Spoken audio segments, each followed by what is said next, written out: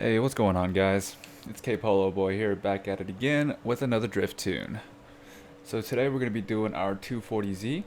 It is our low horsepower drift missile. I'm just going to show you what I've done to the car real quick. We are using the stock L26 motor in the car that it came with. I think it was a 4-cylinder or it was a straight 4 or straight 6, one of those two. Really underpowered motor at the time. Or no, really good motor at the time, but now it's like super weak. But anyways, keeping the rear wheel drive. We added in a small single turbo. We upgraded it to the sport turbo. I don't know what size it is, but it is giving us a decent horsepower. We're rocking the Rocket Bunny kit, of course. Going on to our tires. We're using stock tire compound. We definitely don't need to be running anything grippy at all for this kind of horsepower. Stock tires, fronts, same size. We upgraded the rear size a little bit just to handle the extra horsepower. Other than that, we are stock, sitting on some TE37 Volks. Drivetrain, max these out, of course. Race clutch, race diff, race tran, and of course a carbon fiber drive shaft. Just to get our shifting times super quick, and we won't be losing or falling off of our power band at all. It does happen sometimes, but that's when the clutch kit comes to play. Brakes, we have full maxed out brakes. We're sitting on rally springs again. I'll explain why I do that on all my drift builds. We're running race anti-roll bars, full chassis stiffening, as well as a roll cage, and then all full weight reduction. And now we're going to get into our power mods. So we kept it pretty simple with the upgraded turbo. We didn't want to be going over 300. That's going to be a little too much for this kind of car. But going back at it, we have a full race intake. We have a upgraded carburetor, just to help the turbo breathe better. We have ignition tune done to the car. Full maxed out exhaust. We did not touch the cams. We didn't touch the valves. No, wait, I think I upgraded to sport valves at least. Nope, not even the valves. No displacement change. We upgraded to sport pistons, and we have upgraded to a sport turbo. I lied. We're sitting on stock turbo, boys. Upgraded the front mount. These cars never came with turbo, so of course we're gonna need to cool it down somehow. Max oil cooling and flywheel. Just to show you the final numbers again, and the torque curve and power curve. We're sitting at 281 horsepower with 233 foot-pound of torque at 2,000 pounds. We're running a little bit higher tire pressure in the rear just because this car is underpowered, and you want to raise the tire pressure to help it break grip easier. Less tire patch on the ground equals less grip, etc., equals more sideways. Front tire pressure, we're leaving it at 30. I don't know what the optimal tire pressure are for these tires, but 30 just seems to be it. Gearing, we kept it at a 4.2, a little higher in the acceleration. It's not too high on power, so we want to be banging out the gears as much as possible. We got 3.7 negative front camber. This is definitely just to help this car break grip. It's hard to break grip as is with the low power. More negative front camber equals less tire patch in the front equals sideways. We have no negative rear camber. If you have negative rear camber on your drift car, what that does is when you go sideways, your tires will even out and give you more grip. With more negative camber, you're just going to get more grip, so that means you can get higher speed drifts, but definitely not more angle, and it's a lot harder for lower horsepower cars. So I keep that 0 or at least -1 to help keep an angle while I'm sideways, just to keep the angle, not to get more or not to straighten out. It's just to help keep that angle. We're using 0.3 on the toe out on the front end just to help turn this car easier. Like I said on the last video, we max out caster because race car. We're running a little bit stiffer in the front than our RX. This car is an older car. We probably need to work on the suspension a bit more.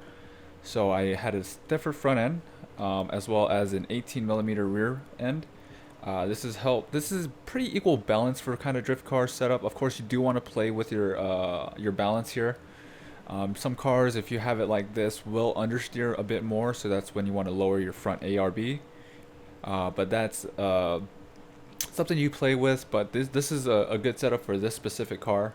I find that it turns in on turns on command, as well as it gets out of sticky situations. We are running a little softer on the springs, 465 in the front, 420 in the rear, a little stiffer than the RX-7 all around, but as I mentioned, this is an older car, so it's going to need a bit more suspension work. We are slamming the car as well. Dampening, I left it a little bit softer than the RX-7, but this is a good setup for this car as well. I find that bumps really don't affect me too hard, and this is a decent setting, but you can change it to how you're liking it. This is a setting that really is a preference style type of thing, so it's up to you how you tune this out. Brakes, we keep it normal. Diff, we have a locked diff. We're gonna need a locked diff for sure. Welded diff 100%. Alright, enough with the talking, then we're gonna go on to the drift.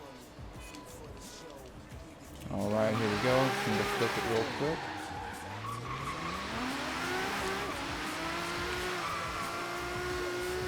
So we're gonna throw this in with the e-brake and carry the speed downhill. Hit the brakes when we're a little off track. We're good, we're good. A little bit too much cars in the way. There's always a lot of traffic when I try to do these videos. Why? We're playing with the clutch a lot. This car, with low horsepower cars in this game, you're gonna need a clutch kick. Like, it's your life depending on it. Ooh, spun out there. That was just because of the, I think that was because of the low end torque that from the turbo. I think I hit boost right there, and then all that torque came in at the wrong time. So stay in boost if you can. Sorry, it's looking pretty sketch right now, but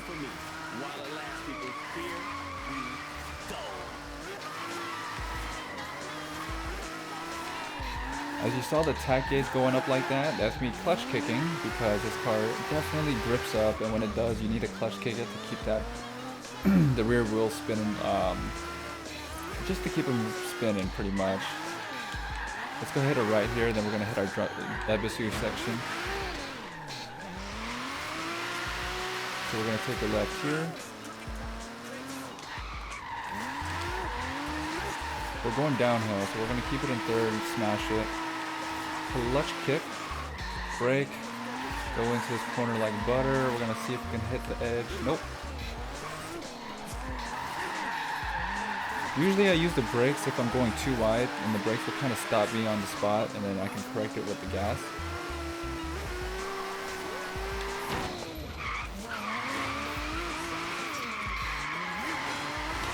Damn, this is even with 290 horsepower, you can drift this like cake actually.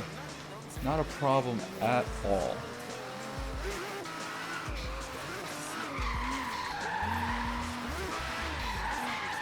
As you saw there, I almost gripped up, so I clutch kicked it just to get that rear end sideways again. Gonna hit the brakes, add the throttle.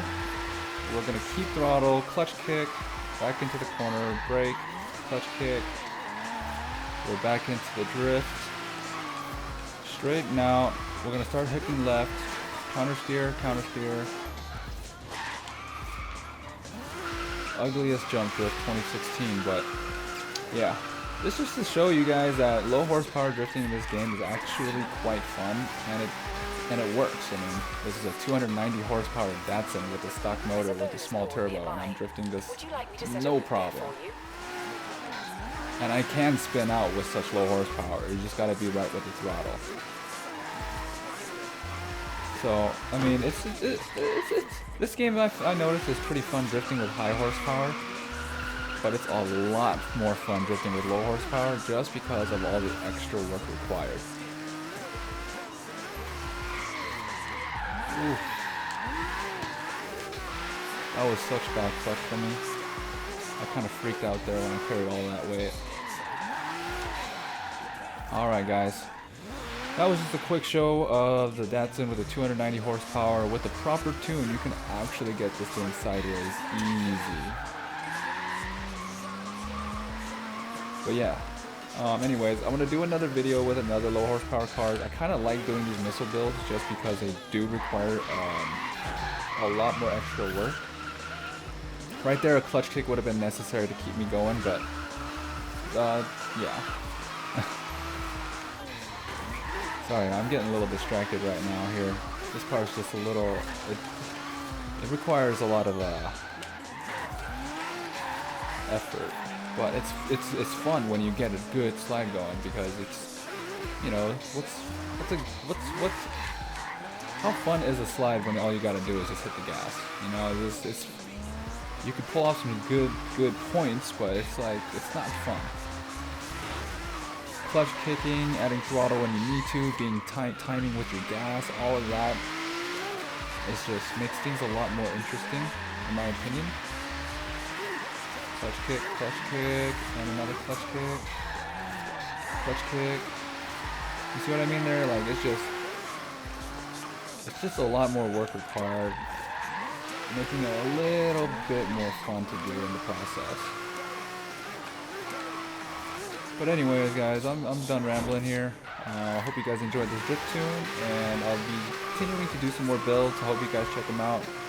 This build will be up for download on the market, or however you download the tunes. I'm still new to Forza, so I don't know how it works. But if you guys like what you see, man, I hope you guys enjoy the tune.